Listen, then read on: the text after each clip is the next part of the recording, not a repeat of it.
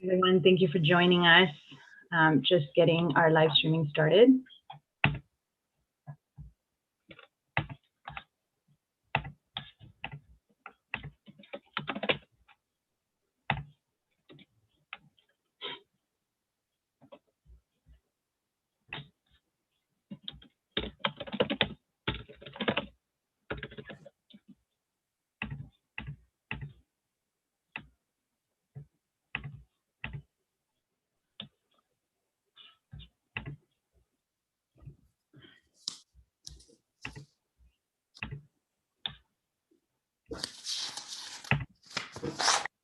Okay, 7:30, Mataji, would you like to begin? We're live on YouTube. Yes, Radhika, thank you. Very wonderful to be with all of you again this week, and we will cover today chapter 5 of Canto 1, and this is a series of chapters dealing with the conversation between Vyasadeva and Narad Muni. So in the last chapter, which was chapter 4, we heard the 3 questions of the sages. The first question was, what inspired Vyasadeva to write the Srimad Bhagavatam? And for after all, Vyasadeva had already written volumes of work. He had written the 4 Vedas, 18 Puranas, Itihasas, Upanishads, and many other books. So why did he undergo another major work, the Srimad Bhagavatam, which was also another 18,000 verses?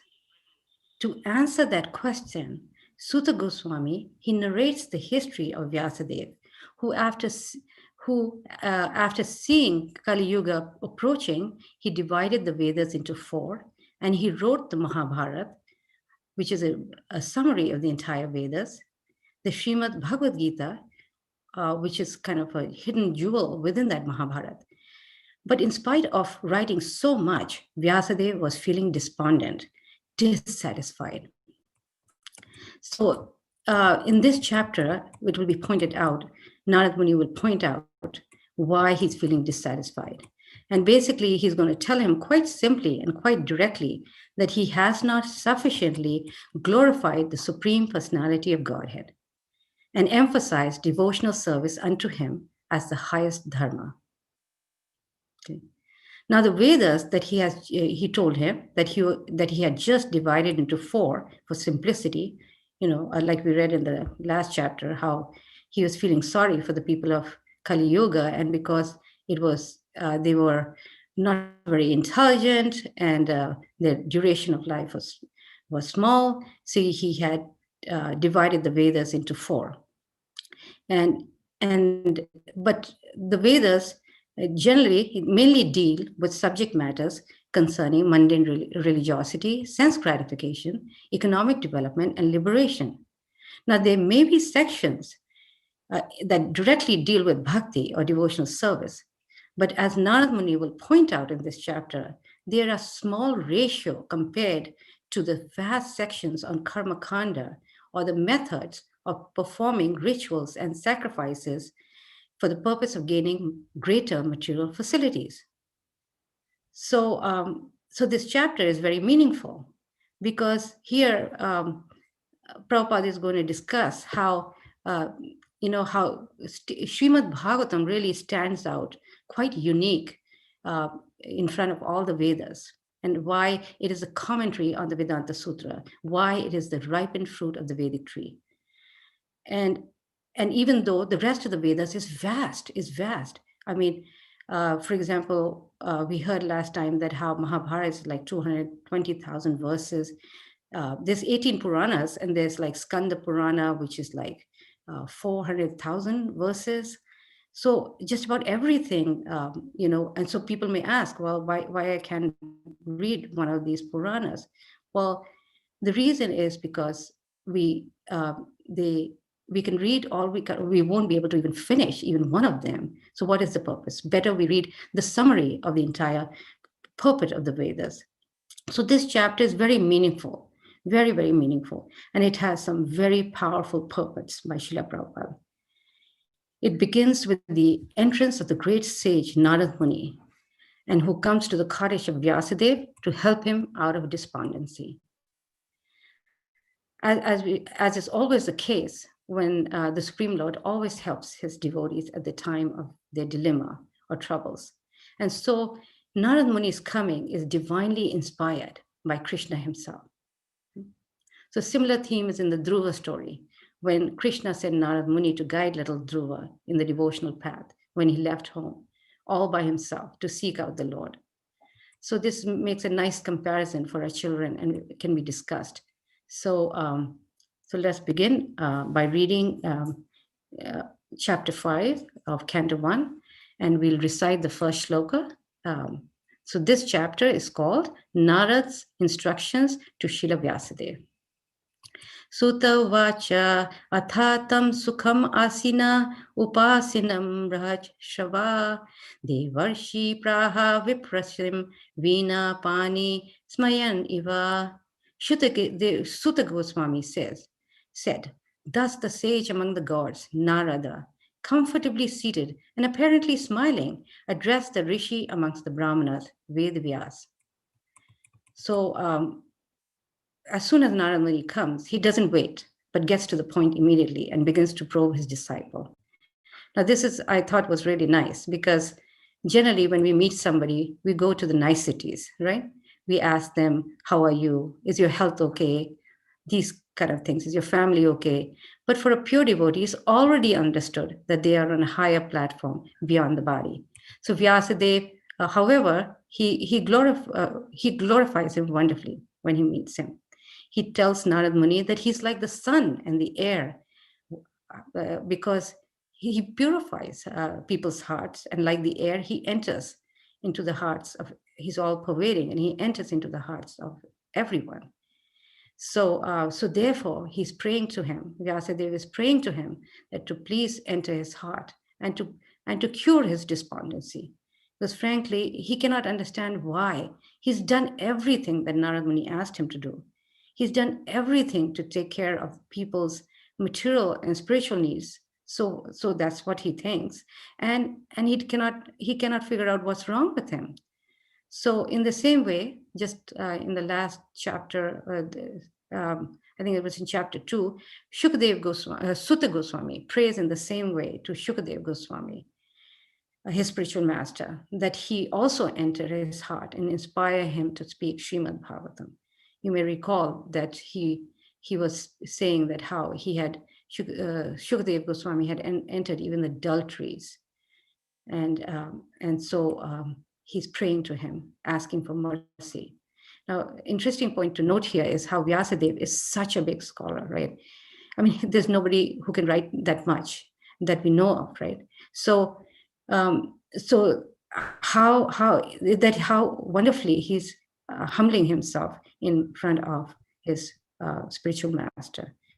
And so it teaches us a lesson, a wonderful lesson, that no matter how we may be very big or famous or may do wonderful things, but yet we always need the guidance of others, especially our spiritual master, who can actually guide us through our false ego or through our anarthas.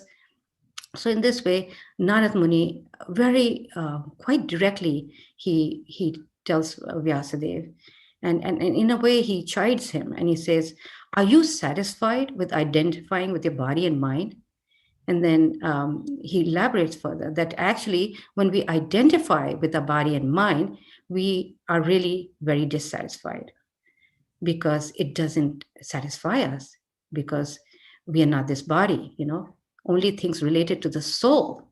If we do whatever we do, if we connect it to Krishna, who's part and to whom we are part and parcel, then we will become satisfied. Just like the hand, is part of the body. The hand is happy only when it feeds the body, but on its own is quite useless, right? So in this way, Narad Muni is identifying the cause of Vyasadev's distress. He's actually helping his disciples see what could go wrong, right? He said, you have explained karma, you have explained the Vedanta Sutra, which basically is about personal Brahman, And you've explained the fruitive activities in the Vedas. So in this way, he's probing his disciple. So Vyasadeva, after that, he's feeling lacking, of course. He's feeling a lack. And so therefore, Narad Muni tells him at this point, quite directly actually, that you're feeling dissatisfied because you have not sufficiently described the glories of the spiritual, Supreme Personality of Godhead. Now that's an interesting point, because after all, he does describe the process of bhakti and devotional service. There is mention of that in several parts of the Vedas, particularly the Bhagavad Gita, which is pure devotional literature. So how is it that he's feeling dissatisfied? So Narad Muni here points out that the reason why he's dissatisfied because he has not sufficiently and repeatedly described the glories of the Supreme Personality of Godhead. I thought this was really, really interesting that we can make an emphasis and point out to the children that actually Krishna consciousness is not like an armchair type thing where we once a week we go and to the temple and bow our heads down at the temple. No, Krishna consciousness is about feeling the presence of Krishna in everything that we do, in everything that we do. So therefore, this point is very, very particular that Narad Muni is telling Vyasadeva that the reason why your Vedas, the rest of the Vedas is quite useless is because it has not sufficiently described the glories of the Lord. Now, in other words, the ratio of direct glorification of Krishna versus indirect glorification is very big. It's very big. And also when people follow the different rituals or sacrifices or different processes, they get sidetracked, isn't it? They get sidetracked because then they start thinking, well, this is it. This is what religion is meant for, is to satisfy one's material needs and to try to expand it. So, and then the purpose is lost. So the purpose is lost because that will not satisfy them, and they will continue to be entangled in this world and suffer. So, so in the next slide, in verses 10 and 11, which are very important, and these purports are just so amazing. In fact, actually, if you want to teach your children writing, these purports are very good to use as pieces of powerful writing that Prabhupada has given here. So I would like to read the translation of these two verses, which are very important. Those words which do not describe the glories of the Lord, who alone can sanctify the atmosphere of the whole universe, are considered by saintly persons to be like unto a place of pilgrimage for crows. Since the all-perfect persons are inhabitants of the transcendental abode, they do not derive any pleasure there. On the other hand, that literature, which is full of descriptions of the transcendental glories of the name, fame, forms, pastimes, etc., of the unlimited Supreme Lord, is a different creation, full of transcendental words directed towards bringing about a revolution in the impious lives of this world's misdirected civilization. Such transcendental literatures, even though imperfectly composed, are heard, sung, and accepted by purified men who are thoroughly honest. So Prabhupada explains in the purport that crows and swans are not birds of the same feather because of their different mental attitudes. For example, the crows are compared to the fruitive workers or the passionate people, whereas the all perfectly saintly people are compared to the swans. So in the same way, there are different types of literatures. Mundane literature, it can be very well presented in flowery language, but yet it's like prose, it's like, which is quite useless because it's like decoration of a dead body because it has no connection with Krishna. Spiritually advanced men, Prabhupada writes, do not take pleasure in them. It is pleasure only for those who are spiritually dead.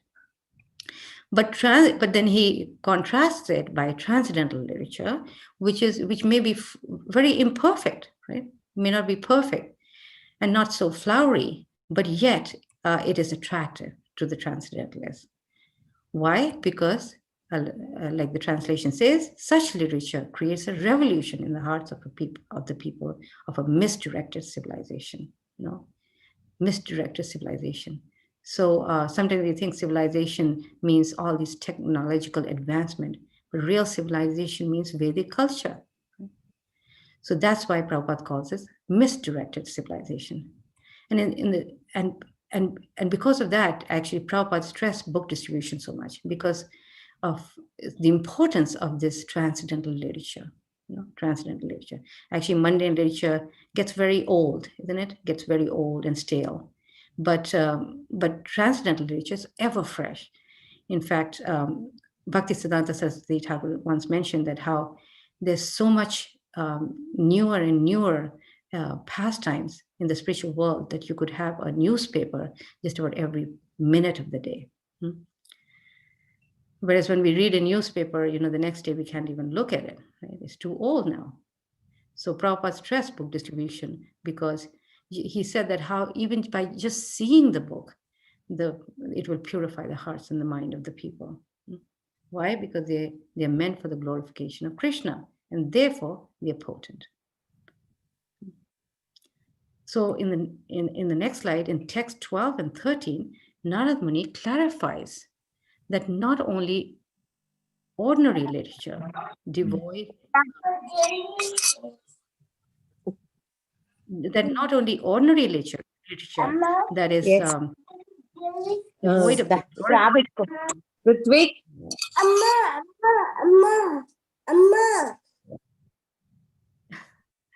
There's somebody there, who's making some noise. Okay, so Narad Muni clarifies that not only ordinary literatures, which are not about not emphasizing glorification of the Lord, they're condemned, but also those Vedic literatures that deal with impersonal Brahman. Why? Because they're also devoid of devotional service. Right? We did cover that in the second chapter, where we talked about the different three aspects of God. In the third chapter, and so we can point that out to the children because that topic was covered in terms of the three aspects of God, right? Brahman, Paramatma, and Bhagavan. So now both, he explains that they are painful either in the beginning or at the end. Now, why is material fruitive work painful? So this can be explained very nicely with an example that is quite direct. Prabhupada gives about a donkey, how he works very, very hard, and he's for the washerman. And that, if you go to India, you can see that all the time. And he puts the heaviest load on that poor donkey, and the poor donkey carries it all day. And at the end of the day, he gets some grass. So in the same way, a materialist, he's hoping that in the future, he's going to get some pleasure. But pleasure is temporary and is transient. Now, at this point, Narad Muni also praises Vyasadeva. And he tells him that actually you are a Shakti Avesh avatar of the Lord. And therefore, you are qualified to write pure transcendental literature. And actually in chapter 7, we will hear about Vyasadeva, how he sits down in pure consciousness, and he focuses on the absolute truth. He focuses on Krishna's Shakti, Maya Shakti, and in his trance. And at that point, he will write the Srimad Bhagavatam, and which he gives in scheduled doses. In other words, through all the cantos. He takes us through all the cantos, all the way up to 10th canto and 11th and 12th canto. So Narad Muni mentions how Vyasadeva's qualifications, they qualify him to write. Not everybody can write such pure Krishna conscious literature. Right? Nobody can describe the past and the Lord, even though unless he's a pure devotee, right?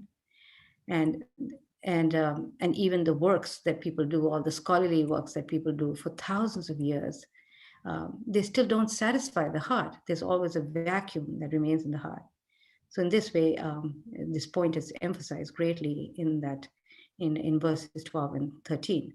Now in the next 15 and 16 verses, Narad Muni is going to kind of conclude everything. He's going to tell Vyasadeva what he finds wrong in his work, right? Which he's already exposed to some extent. But he does it further by criticizing how the Vedas, they are mainly talking about going from one heavenly planet to another, enjoying and defeating one's enemy. As we know, in the planets of the demigods, the demigods are also fighting with their enemies, with the Rakshasas, right? It's all about health and wealth. It's all about progeny, children, and in this way, and family. So in this way, the mind is, like I mentioned earlier, gets carried away, just like a boat when in a wind, on any windy day, it is carried away, very, very far away. So even though Vedic literatures help a person to stay on the material platform of goodness, yet they are not, because they are not anchored on the absolute truth, people's mind get drawn away from the real thing, from the Lord's pastimes to other things, right? To other mundane things. And they get confused. So the problem is they get confused about what real spiritual path is. They wonder, oh, should I do this yoga, that yoga? Should I do karma yoga? Should I practice mystic yoga? Should I become a renunciate? So all this is confusing, and people tend to take the wrong path. So, then, of course, we have to understand that Vedas in itself is not bad. I mean, Vyasadeva actually meant it for a well-meaning purpose. He wanted to give a gradual path of spiritual advancement through regulated sense enjoyment. The problem is that people, because they're not guided, like I said in my last class, because they're not guided by discipline, by guru and parampara, they end up, thinking that this is the end all of everything. And they don't actually get to the point that the real purpose of the Vedas. So in this way, people become degraded because they indulge so much in materialistic life. And there will be a risk. So, of course, if they are protected when they even follow these Vedic rituals, because it's some way or the other, they are regulated. We see today how, people, because they follow no regulation, how life becomes very degraded. Right? So, in verse 17 next, and 18 and 19, Narad Muni, he explains the benefit of taking the spiritual path, even if one does not succeed completely. Right? And this is becomes a very interesting point for our children, because as you can see in my slide, I have given many examples, which is discussed by Prabhupada in the pulpit. The story of Bharat Maharaj, who left his kingdom and family to go to the forest to practice devotional service, but fell down due to affection for a baby deer. Now, Bharat Maharaj had come to the platform of bhava practically, which is like a preliminary stage to prema. But he fell down, even in spite of being on such a high platform, due to attachment to a baby deer. So it's very, very, one has to be very, very vigilant. But it was nothing, not all was lost. He became a deer in his next life, and in his third life, he became Jad Bharat. Beautiful section of the Bhagavatam, describing the 3 lives of Bharat Maharaj. And then he preached to King Rahugna, and then went back to Godhead. So he went through 3 lifetimes. Now, Chitraketu is also mentioned by Prabhupada, that we can discuss with our children. We could tell them the story, or we can read that story. Chitraketu, he was also a big, very famous king, and one time he was cursed by Mother Parvati, and he became a demon in his next life, Vritasura, in the 6th canto, the beautiful story of Vritasura, Indra and Bahaspati. And he And in spite of that horrible birth as a demon, he actually came out to be the most exalted devotee, and Krishna actually took him to the spiritual world. Beautiful section that is worth reading. And then, of course, the story of Ajamil, right, who fell down with a prostitute. He was actually raised to be a good Brahmana, but he fell down with a prostitute. But in the end of his life, he called out his son, Narayan, who was called Narayan. And as soon as he uttered that word, the messengers came and saved him from being dragged to hell. And of course, he came to his senses and reformed himself and went back to Godhead. So in this way, we can give many, many examples to our children. And this way, it becomes a real thing for them that yes, whatever one does is not lost in spiritual life. But whatever progress we make in material life is finished at the time of death. Is finished at the time of death. So there is no harm. So in other words, Narad Muni is telling Vyasadeva that by giving pure devotional service, the knowledge of pure devotional service in Srimad Bhagavatam, even though people may not, finish their spiritual life and go back to Godhead, yet there's no loss. When you compare that with all the vast Vedas, where the essential point is missing, and that is devotional service to the Lord, then one has gained practically nothing. So in this way, Narad Muni makes his point very, very strongly, very, very strongly. And Prabhupada actually, he understood that, and he, encouraged the devotees in that way, how to take the holy name of the Lord. And even though we may not be doing it perfectly, in fact, during his time when, there would be sometimes negative comments about the Hare Krishnas in the public, in the media, then Prabhupada would never be actually affected by that. He would say, even if one calls out the name of Krishna, even in a joking way or in a ridiculing way, they are making advancement, because there's no loss in spiritual life to whatever extent we do. Right? So in this way, Narad Muni is making that point very, very strongly, and Prabhupada is making that point. So now in text 20, 21, 20, and 22, Narad Muni explains another point. So you can see how the pattern is going. First he's emphasizing the point that why Vyasadeva is dissatisfied, and then he proves that point through different angles, that how even if people practice just even a little bit, still there's no loss. And now he's going to make the point that nothing is separate from Krishna. Why? Because Krishna is the source of everything, and there's nothing separate from him. And there's nothing that's not connected to the Lord, except our consciousness, right? When our consciousness is disconnected, when we are in Maya, right? So in this is also a wonderful way to, through this point, we can teach our children a very practical point, how to use everything in the service of the Lord. How to use everything in the service of the Lord.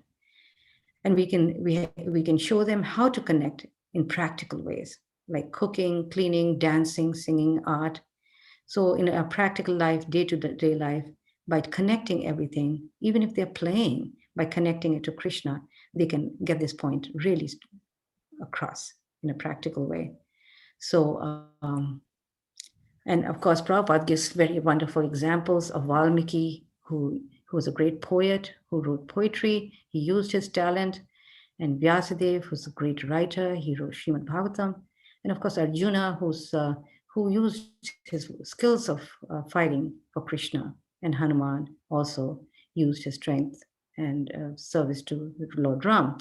So Prabhupada explains how, in the same way, science and philosophy should also be engaged in the service of God. And such science and philosophy, if engaged in the service of the Lord, is no longer mundane. It's very, very transcendental. So,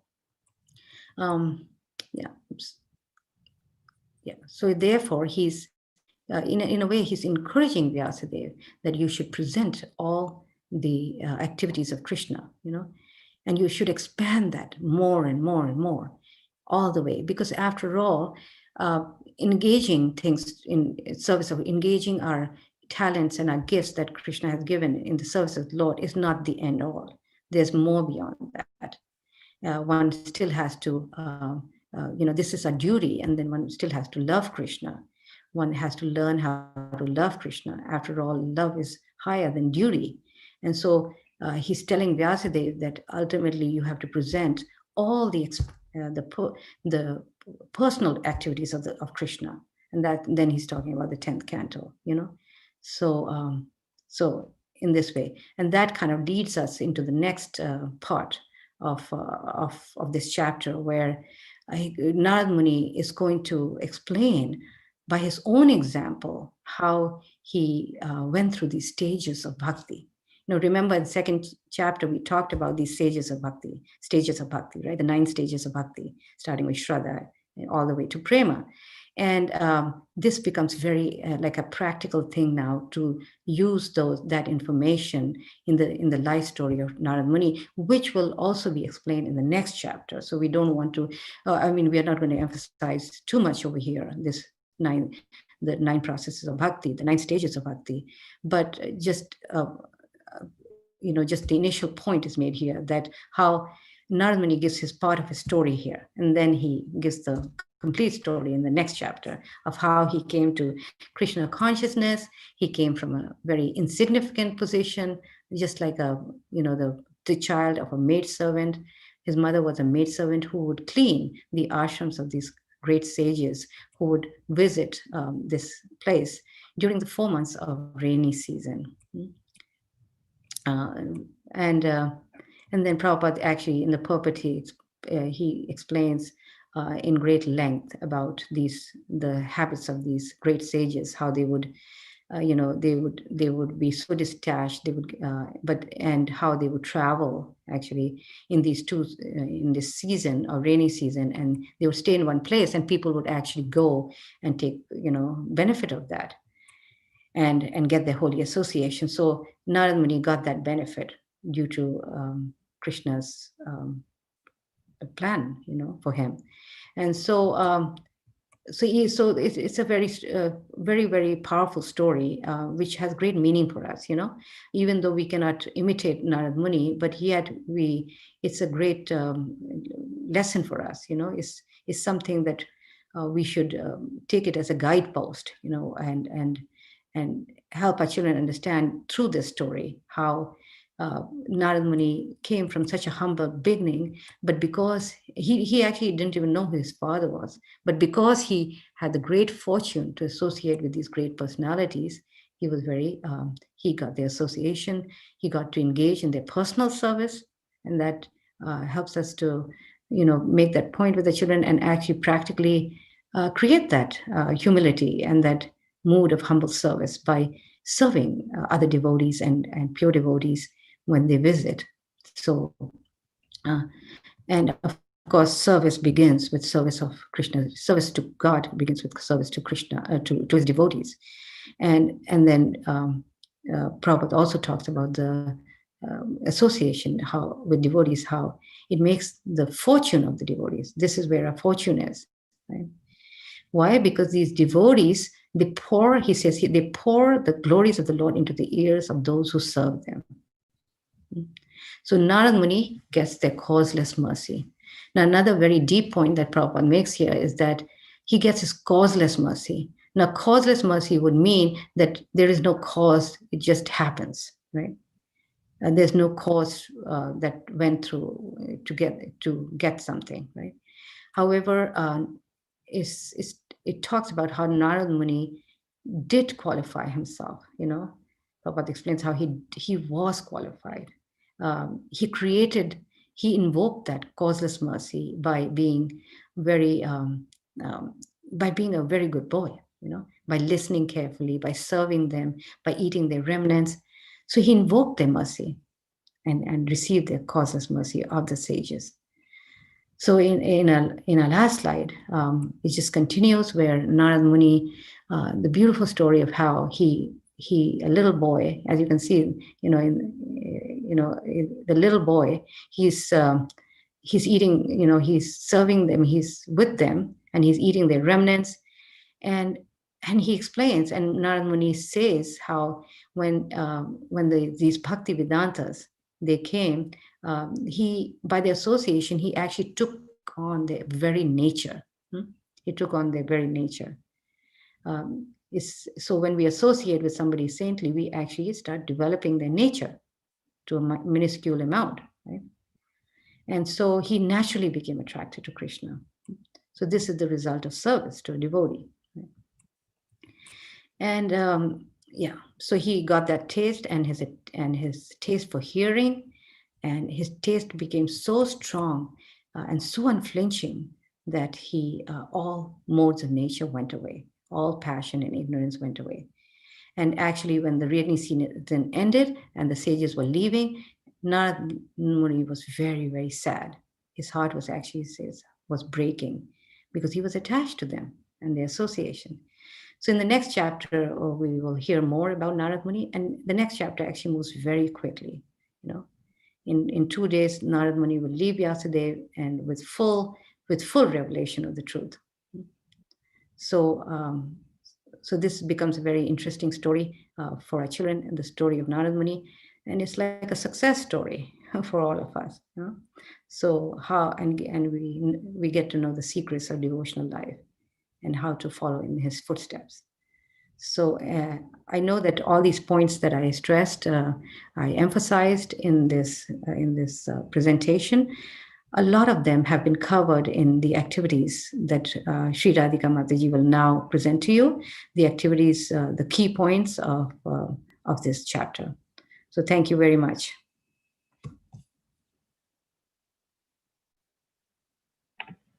Hi, Krishna. Thank you, Mataji.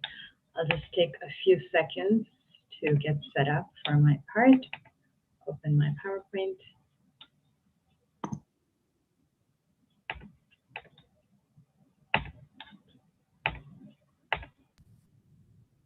Okay.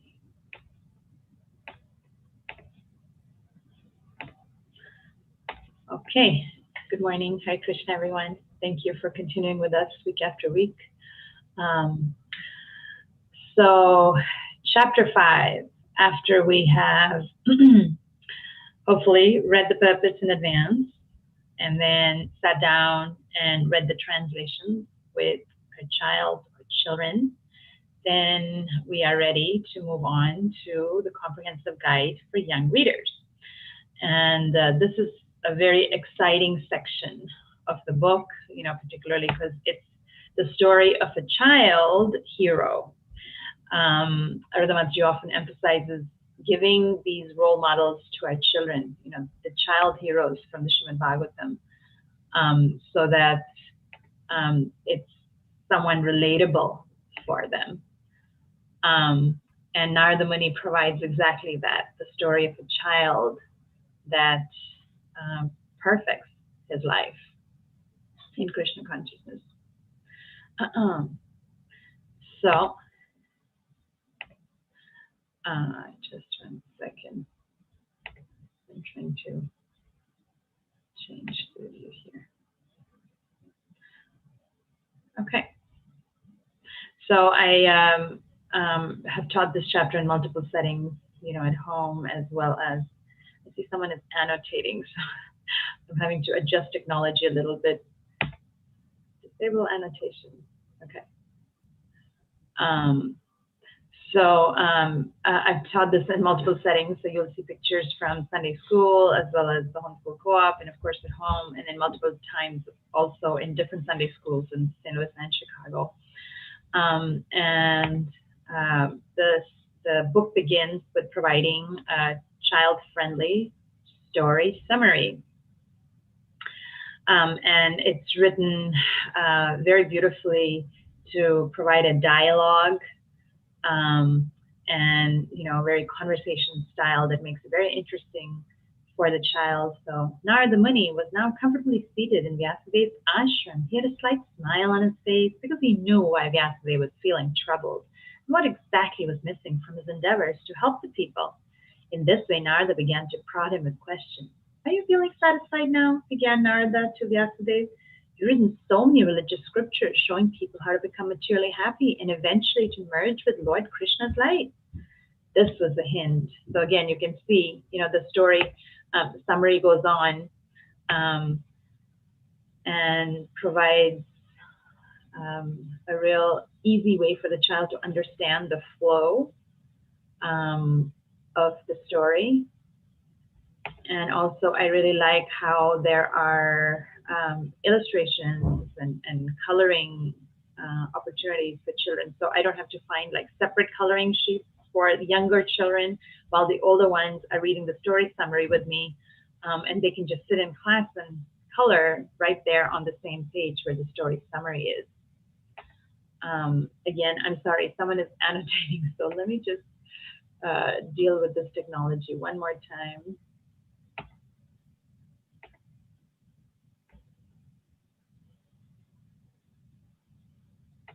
Okay, that should stop it.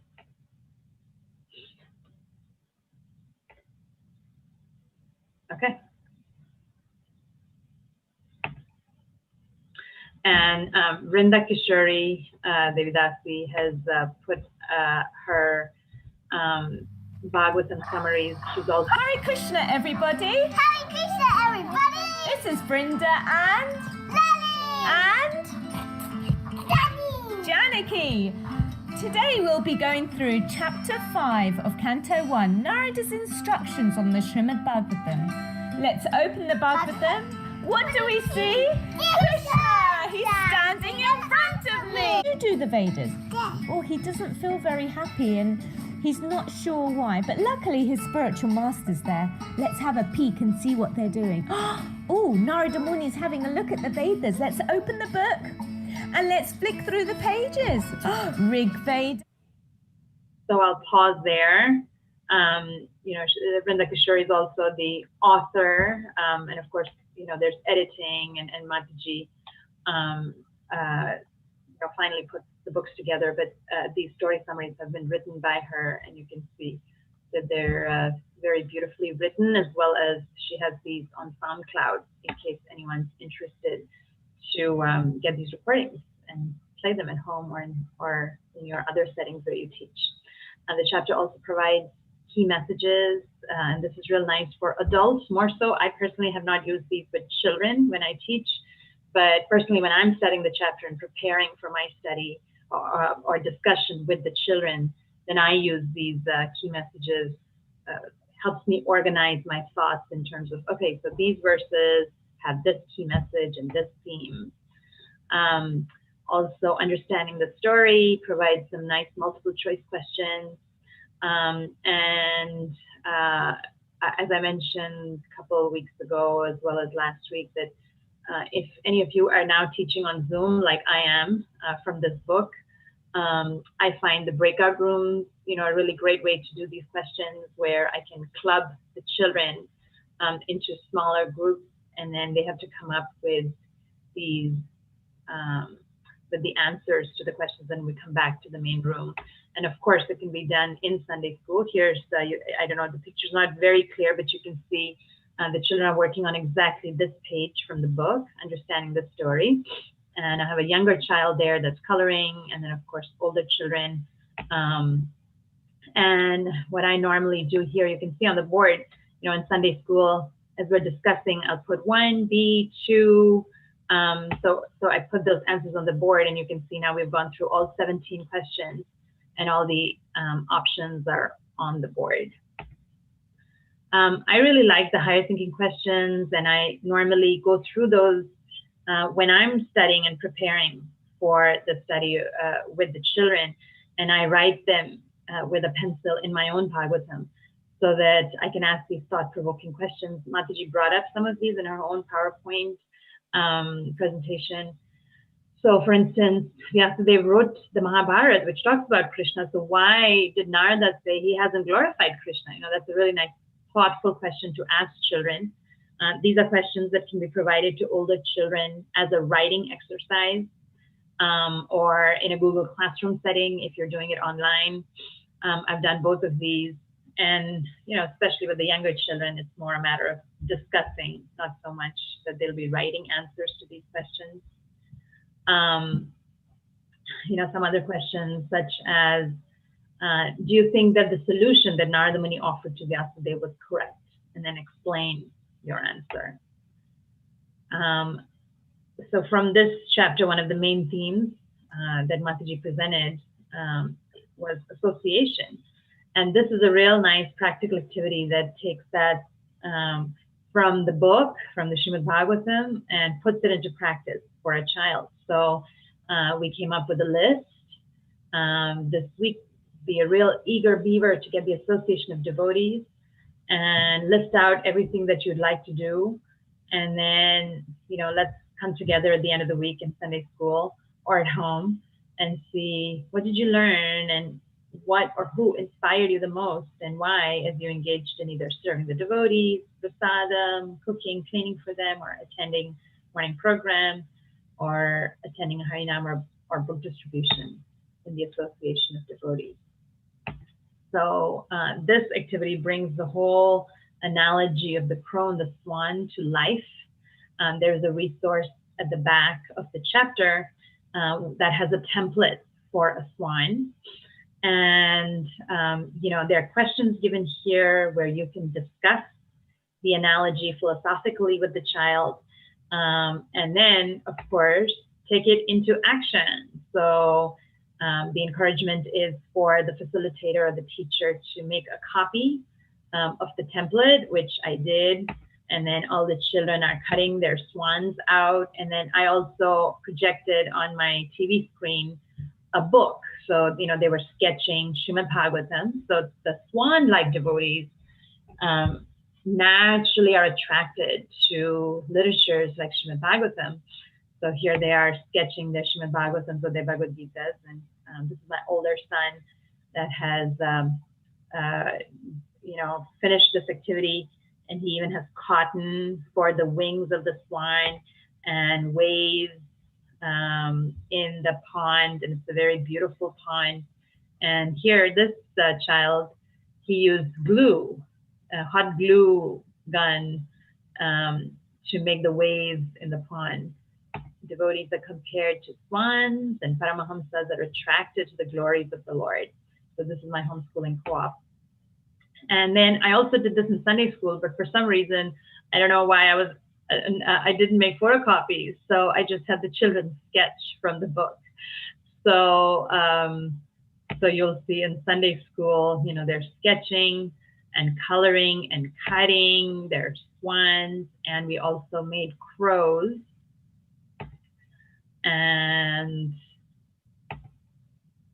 we did 2 posters per child. So the saintly persons are like swans and they're attracted to the Bhagavatam, and crow-like mentality is not to be attracted, spelling there, to Krishna.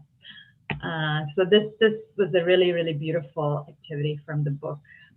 Not only is the swan, the Paramahamsas that talked about throughout the Srimad Bhagavatam. So this is a very nice way to drive that philosophical point home. This is a nice activity that talks about literatures, the different literatures that we come across in our devotional lives, and for the child to understand who wrote it, what is it about, is it beneficial for spiritual life, or can it be used indirectly in the service of the Lord?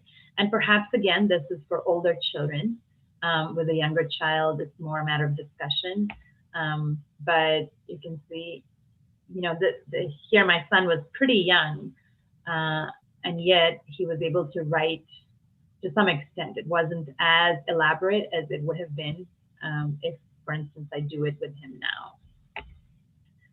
now. More activities. This is one that we did as a debate. It's never too early. So we divided the class into 2. And one was the group that says, oh, spiritual life is for when you're old, don't waste your time being bored now, enjoy life. And the other group is, no, look at Narada Muni. Only at the age of 5, he took up serving the sages and became completely purified. Also, the book hints of giving the example of Prahlad Maharaj and his teachings an example, Kaumara Acharat Pragya, don't waste your time begin from the tender age of childhood, and oh, you waste so many years in just, you know, having intense gratification, so many years of your life just in sleep, so you hardly have any time left. Take it up now. So this is a very nice practical activity from this chapter that can be done as a debate. And I want to show you this one. It's a really nice activity from the book where there are pictures that can be matched to the devotional activities that Narada Muni engaged in. And here's an example from one of my Sunday school children's books where you know, they're understanding these different processes that Narada took up, and they're connecting them to the pictures, the illustrations given in the book. So here they are in Sunday school, matching up, and I have them work in pairs. So you can see children are sitting in pairs, and some of them are also coloring the pictures, looking over the shoulders of others. And another activity where you write a letter of appreciation or make a gift to a devotee that you appreciate. Also writing an entry in a diary, explaining how he's feeling after the sages have left and what impressions did those sages make on him. Report writing for older children, where adjectives, verbs, and nouns are provided, and the child writes a report, like a news report, about what happened, and using past tense. The writing prompt says keywords, so understanding, and you know, there's a nice way to teach vocabulary from the Srimad Bhagavatam itself. Here's a word search, and the reason you see the words on the bottom on the right is because I have the original version of the book, and in the revised version, the words have just been put to the right rather than at the bottom. So word search is always fun for children, and here's an example from the work from one of my Sunday school children, and here you can see, if you can see in the picture, they're working on the word search right here. So there's a very nice poem in this chapter, and again, just like Bhaktivinoda Thakur did, you know, explaining the philosophy through folk song to villagers. So here are children that are learning the philosophy through song.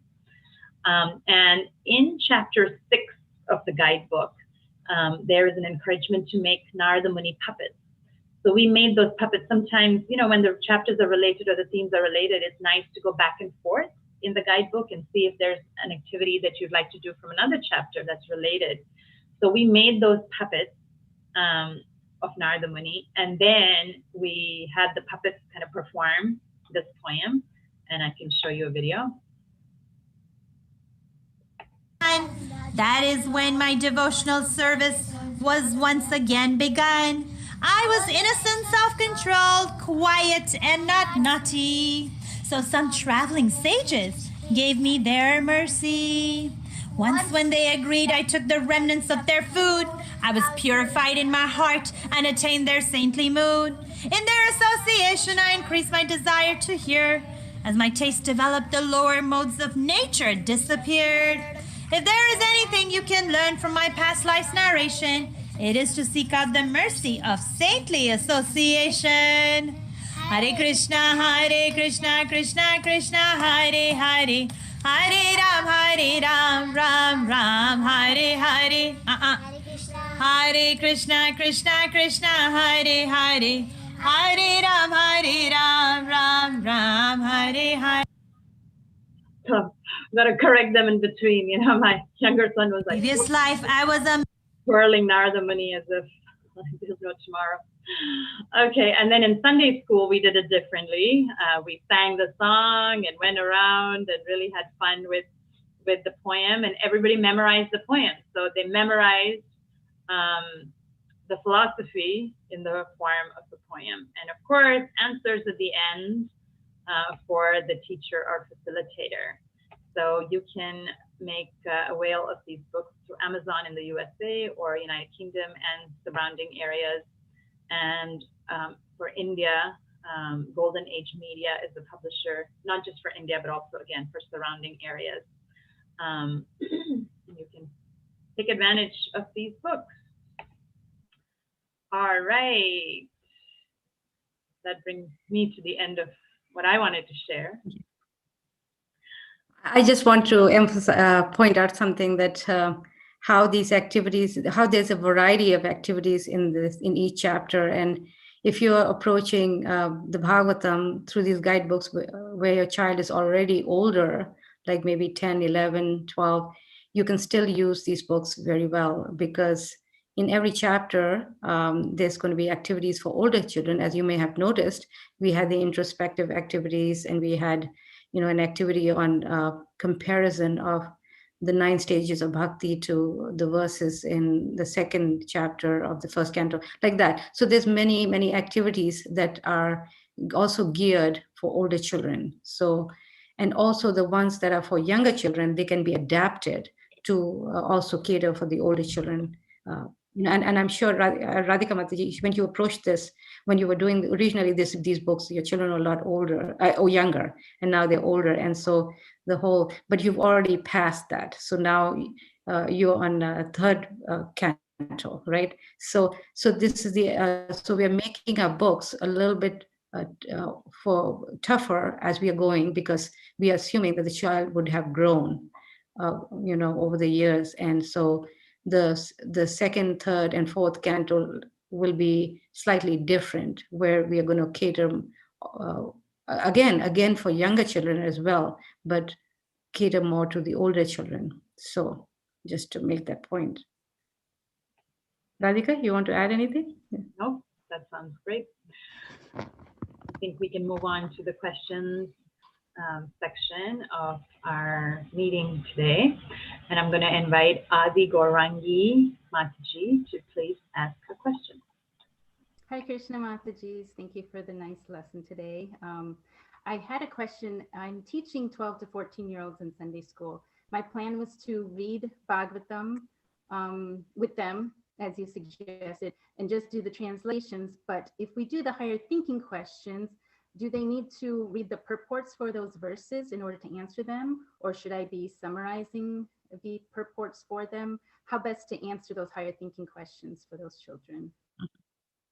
Yes, at that point, if they are 12 to 14, you could definitely go into the purports, and this way they, start reading purports once in a while, right? So yes, because the questions always give in parentheses the verse number, so you know exactly where the answer is in which purport. So definitely you can read together those purports and try to, and find the answer.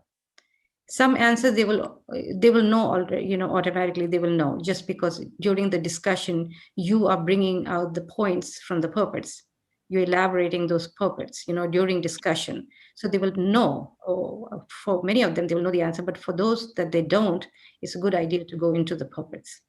Okay. Thank you, Mataji. Hare Krishna. Yeah, what I've been doing lately with older children is giving the question and then telling them to go read the purport on their own and try to decipher the information and then write a cogent answer to the question. So, it really encourages, it really gives them the challenge that they need at that age that you're dealing with. Yes. Thank you so much for your question. I'm going to call on Archana Mataji to please unmute herself and ask her question now.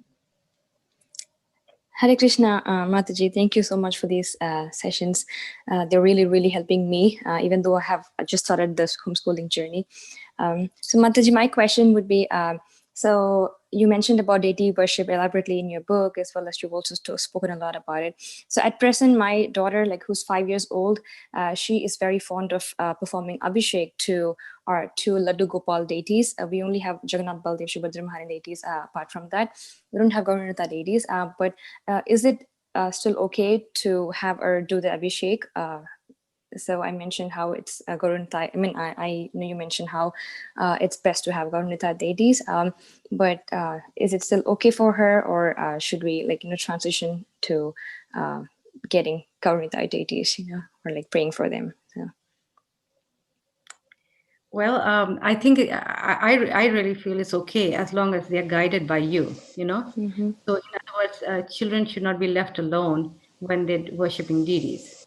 That's the main point. You always have to be there just so they learn the boundaries. They learn if you're with them, then they have fun doing it. They try to develop the mood that Krishna is a person and is so wonderful to take care of him and love him. But at the same time, they're learning from you what the boundaries are. Okay, we don't, while we're worshiping the deities, we don't put our hands in our mouth, our fingers in our mouth, or things like that. So if you're there while they are bathing them and worshiping them, it's okay, because you're guiding them. Of course, children are children, and they'll make some, they'll drop things and they'll make some mistakes. But overall, issue, they will be okay. It's okay. Thank you. I'm not seeing any other questions right now on YouTube or Zoom.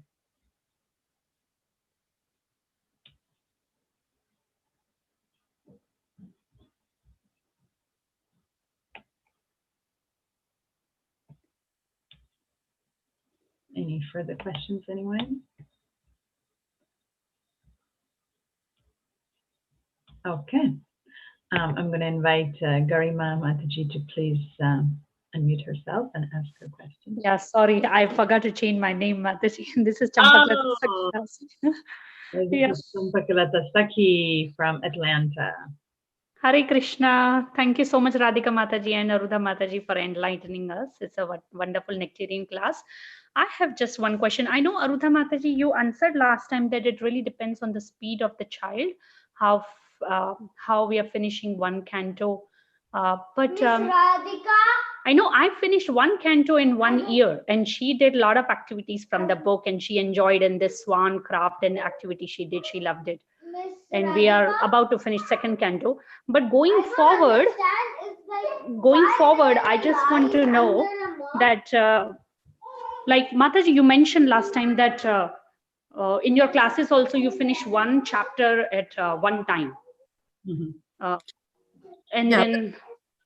That's because I'm only doing discussion. I'm not doing the activities online, But if you are going to do online activities, activities from the guidebook, you will need more than one turn, You will not be able to cover it in one turn. So you will need two, at least two, right? So it's okay. So with the only discussions and only going through translations and a little bit purport and here and there, ideally how much time it should take, Mataji?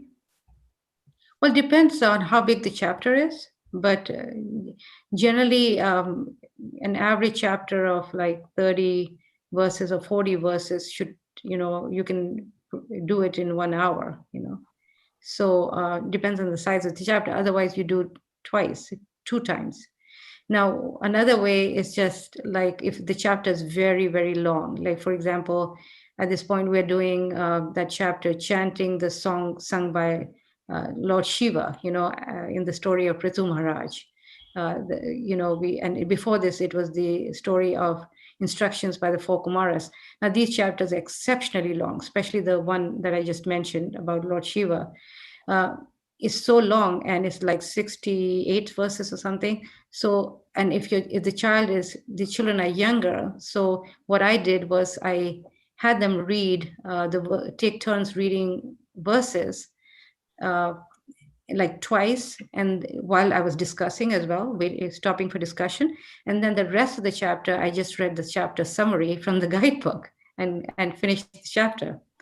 So and they were so satisfied because it gave a nice combination of reading from translations and then the lightheartedness of the summary, so it brought the two together, and I could see everybody was totally satisfied, so That's one of the tricks I just developed, where I thought, well, especially when you're dealing with younger children, it's harder. With older children, you can do as much as you want because they are looking for, they're looking to uh, exercise their thinking and their critical thinking. They enjoy it actually if you develop their skills. But even for older children, it may be too much, and you may adopt this method. So try to think of different ways where you can still go through the chapter, the exceptionally long chapters, which are very difficult for a child, you know. But the smaller chapters, like the average size chapters, you can go through it, especially when you're dealing with stories like Prahlad's story and all. It's nice to go through every translation because there's so much there. But you have to learn the art of the speed in terms of how fast or how slow you want to go. Like I mentioned last time, if you go too slow, the children get very restless, and if you go too fast, then they haven't really caught anything. So you will develop that as you go along. You will develop that, and not every point has to be discussed. So in that sense, I meant, you can cover the discussion in one day, and then go to the activities the next time. Okay. Okay. Okay. Now, if you're homeschooling, you're spending a longer time, then you can do both. Because the activities provides a break for them, and they're not like doing so much, the reading part and the discussion part, but they have hands-on something. So it depends on your children, depends on how you feel about it. So the length of time really varies with different people.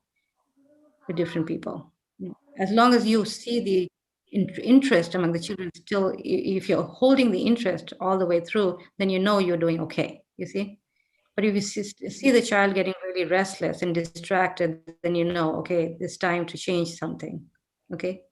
Okay, of course, once in a while they need a little reprimand or a little um, a strong voice. Okay, get to it or something. But mostly they should enjoy on their own. Where they're just enjoying it. And what I used to do when I was homeschooling, I would give a little break in between. Like we would read, and it would become, they're children, right? So they need something to eat, a snack or something. So we'd take a little break, and they would eat and jump around, and they would come back again. So, and they would come back again, so you can try different things. Yeah, because we were covering a lot of subjects, like Radhika Mataji is saying. She gets them to do sometimes the questions and writing and things. So there's so much they're learning from it. It's not just about, you're also materially providing all the skills that you need to as a homeschooler, But for those who are not homeschooling, it's not necessary to do the detail of the writing and all, if you don't want to. Because it may get too much. They're already getting so much homework from school, you don't want to add on to the burden, and so they lose their taste for Bhagavatam because then they see it as another drudgery, But for homeschoolers, yes, you can actually do as much as you want to if they are willing, and you can see that it's working. Okay. Thank you so much, Mataji. Thank you. I appreciate it. All right, I'm going to call on Swati Mataji to please ask a question. Hare Krishna, Mataji's Dandat Pranam. Thank you so much for these wonderful series. Mataji, can you please share the audio file that you had played? Sure. And put it in the chat.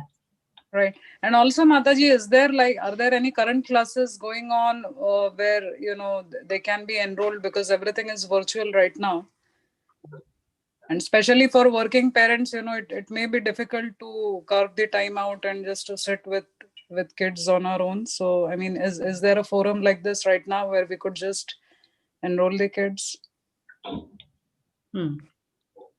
Well, Radhika, do you have anything going where they can join virtually?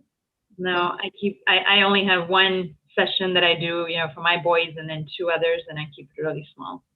Okay. So, but I have some classes that I'm doing for children, very minimal now. And depending on the age of your child, maybe, he can join one of those classes. Like I said, I don't encourage so much now anymore, because I really want parents to, start doing it themselves. Like even if you're working, if you were to come home and do a little bit of Bhagavatam with them, that goes a long way. You will be refreshed, you will be inspired, and so will the children be.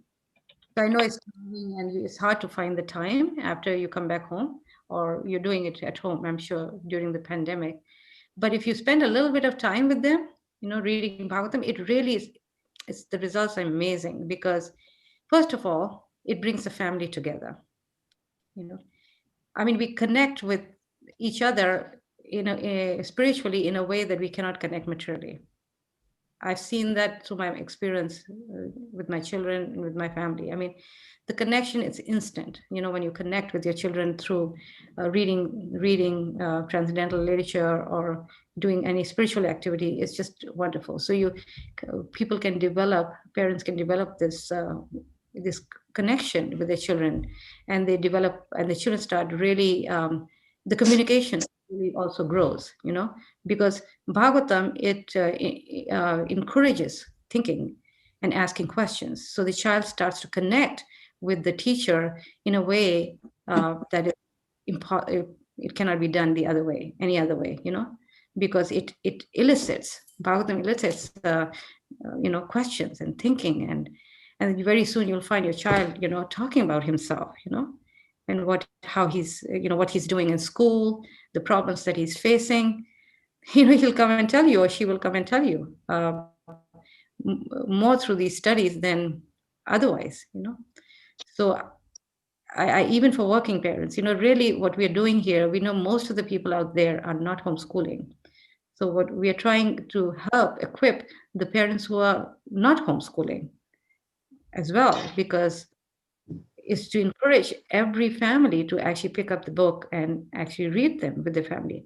I know one family in particular who's from Seattle, and both of mother and father, both are working parents. And I visited Seattle. I did a seminar, and some of the other, she took to it. And now every day, like 5 days a week, they all sit together and spend half hour reading and discussing, Yes. And she's taken to it, and to this day, she tells me that how her life is totally changed. So, and gradually they're increasing the time, like they find it so valuable. And they feel that their connection with the children has really deepened. And these are older children. Like the girl is like 12 years old and the boy is probably 14, like that. So these are teenagers, not a very easy age. So yeah, just see it like that, how you can make this like your priority. Prabhupada says that how every activity that we do in our life should be done with the idea that how it can facilitate our hearing and chanting at the end of the day, Yes. In other words, yeah. So try to develop that mood and see, and just try it. Even if you do, okay, let's start with like 2 days a week. Okay. You do it every day. Let's start a little bit and then you let it expand. Thank you so much, Mataji. Thank you. Hare Krishna. Good question. I'm going to call on Ankur Prabhu now. Hare Krishna, Mataji's dinner pranam. It's been my pleasure, like it's been 5-6 weeks. It's a live class going on and we're understanding the concepts too much in detail. Mataji, like, how did I get this inspiration? I would just like to share. You might have taken one session with, Rohini in Delhi. So here we have, a school like for homeschooling. So it's a Vasudevam Vedic school. So in Rohini Temple is administering the school. So my daughter, she goes there in Vasudevam Vedic school. So the principal, her name is Sevamurthy Radhika Mataji. So she inspired me to, read Bhagavatam and all. So that is how I got inspiration. So I attended some of your sessions. I liked first session. I Googled, so I attended, you took a 9-hour session. So some 3 sessions, some 7-8 years back with your son, Radhika Raman Prabhu. So I, attended that session online in bits and pieces. My concepts, they really got shaped. So now I am doing Bhagavatam for the past 2 weeks. I'm reading Bhagavatam with my daughter. She's 6, and two of her cousins. Like my daughter has a tendency to run away. अच्छा अभी तो आपने यार Krishna conscious school में भी डाल दिया और अभी it's too much Krishna conscious I want to run away I get my escape in terms of my cousins I will go and play with them so I invited them you come let's do it so we are reading a shloka my daughter is running away and they are enjoying we're doing chanting so my daughter tries to escape and the two cousins they enjoy so she gets she doesn't have any option now so she comes back she also sits because there is a competition obviously so that is how the things are quite changing and as you just mentioned that when you come from office so this is the time actually that I come from office immediately we start the evening program like that so 1 hour we enjoy this 1 hour completely now that was the observation there is one question one thing I recently tried was I remember Radhika Man Prabhu saying that even your 1 year kid, 1.5 year kid, even they develop love for Bhagavatam.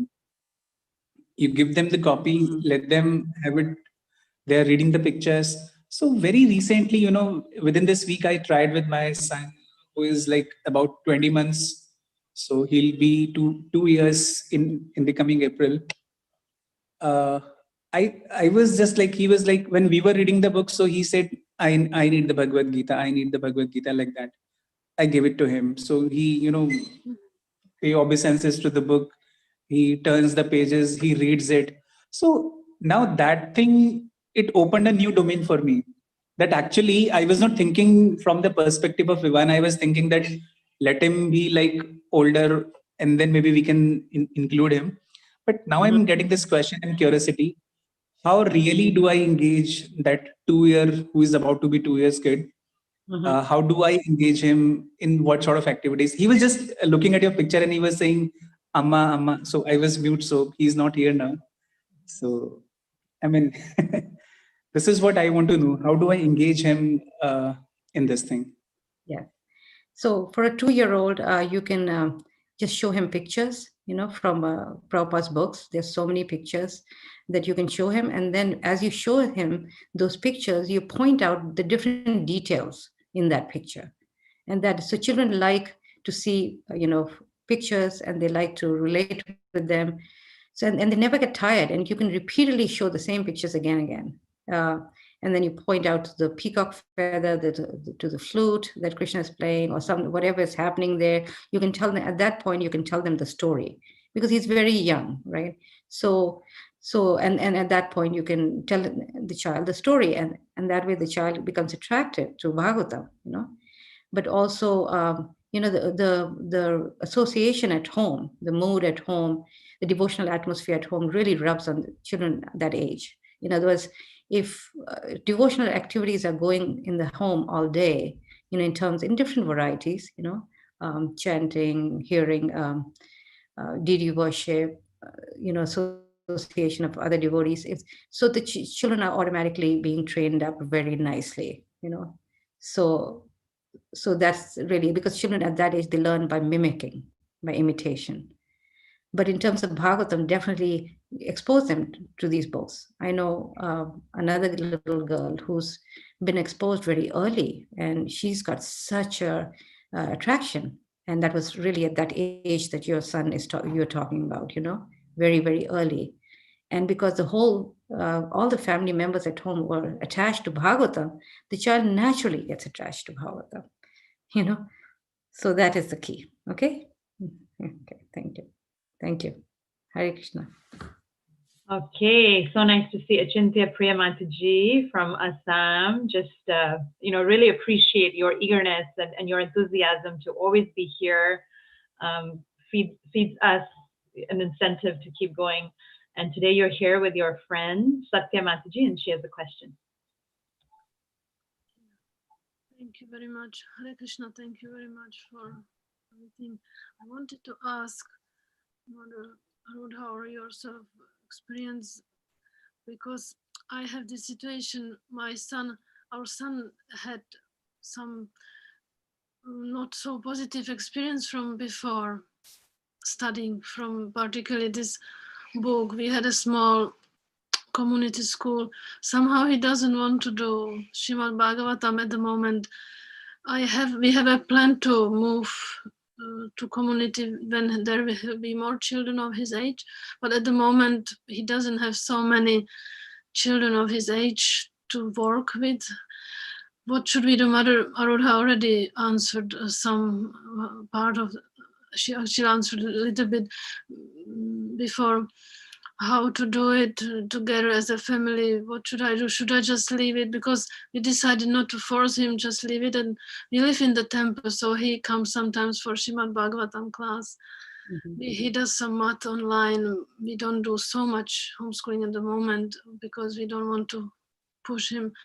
But what would you say, please, if you can help us? Thank you. Yeah, I will answer a little bit, and if Radhika wants to also, share her thoughts, so, for example, these guidebooks are excellent for children who are not so much into the books, where you can, the arts and crafts activities and all these fun activities would be a nice way to introduce him to Srimad Bhagavatam, because he's just a little child right now. So there's not so much to worry about. He will develop that attraction once he, gets back to it. Radhika, did you want to add anything?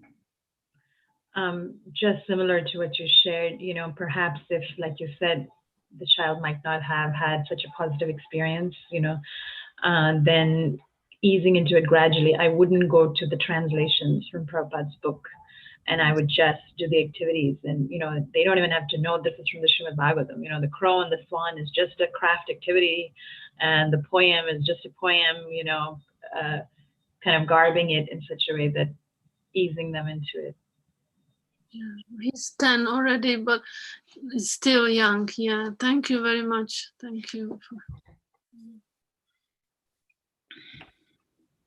Was there another question from Satya Mataji? Oh, that's everything. Yeah. Oh, okay. Sorry. Any other questions, devotees? I see a question coming in through YouTube from Sushma Arya Mataji, but it hasn't come through fully because it gets cut out. So she says her daughter is 3 to 4 years old and has started chanting recently. She does not read or hear.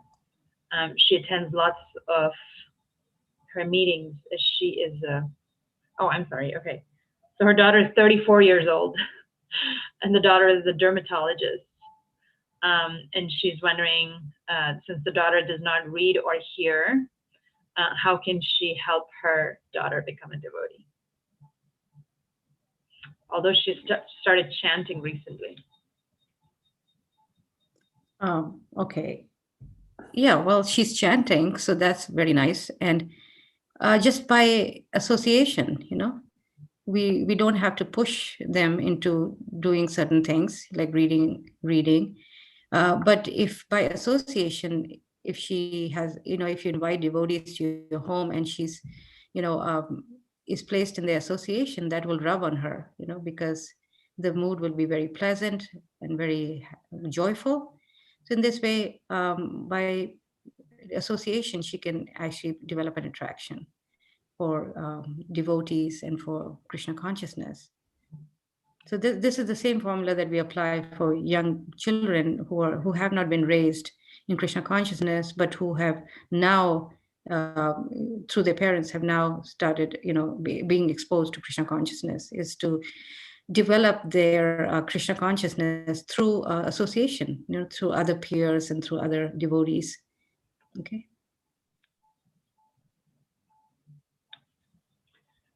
Okay. So our last question perhaps will be again from Ankur Prabhu. Okay, thank you, Madhavi. Mataji, as you mentioned that, when there is a spiritual atmosphere, in the house the whole day.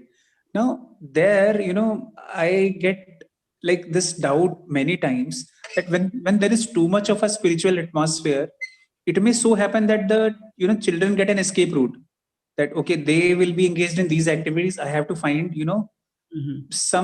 my platform and my thing. And if that really starts happening, then the gap keeps dividing. And I mean, somehow I get this feeling, because this is what I have experienced little. How do we understand this? Or if there is something that we should take care of, that there is more of, spiritual platform, spiritual activities in the house, and the child also gets engaged in that. So how do we understand this? Very good question, and a very practical question. This does happen, especially with children who are going to school, because they, for several hours a day, they are picking up things that are, non-devotional, and then they come home and they see the devotional atmosphere, so they may not connect with that, and so they want to separate themselves from that. So I am not talking about an overly holier than thou type of attitude among the parents. What I meant was that automatically, if you're cooking and we're offering the food at the altar, then the child is watching and sees that and kind of picks up on that. It's not like we try to push it down their throat. And no, we shouldn't. Like Prabhupada said, we don't say no, because as soon as you say no, they're rebellious. But we simply say, give them the joys of Krishna consciousness, without saying, having this anti-attitude. We just give them the joys. In other words, we have to present Krishna consciousness in a way that, and you will know, as a parent, you will know, that how they can really catch it, and follow your instinct in that way. But yeah, don't have this whole heavy atmosphere where the child is feeling disconnected with you, okay. Probably it will take time to digest and understand that thing. Maybe the lining is very thin. Yeah. So probably we will need more guidance on that part. Yes. So just try to, whatever you can do, whatever you feel comfortable, where you can. In other words, a karmi atmosphere means that there's no connection at all in the house with Krishna. That would be a karmi atmosphere. But a devotional atmosphere, at the minimum, it would be, okay, we have a little altar, we have the deities there or pictures there, there's always, there's not that mood of intense sense gratification where everyone is trying to watch a movie or things like that, So in other words, you watch things that are decent and nice, So like that. So that's the difference, where the child is exposed to things that are basically on a spiritual level. And that is very normal. That is very normal for a child growing up in India, right? Quite normal. But nowadays, as a child is going to school, things are getting quite difficult, more difficult. The challenges are greater. Luckily, she goes in a Vaishnav school, so probably that really because she's going to Vasudevam Vedic, which is managed by Srimad. Yes. Okay. Thank you, Madam.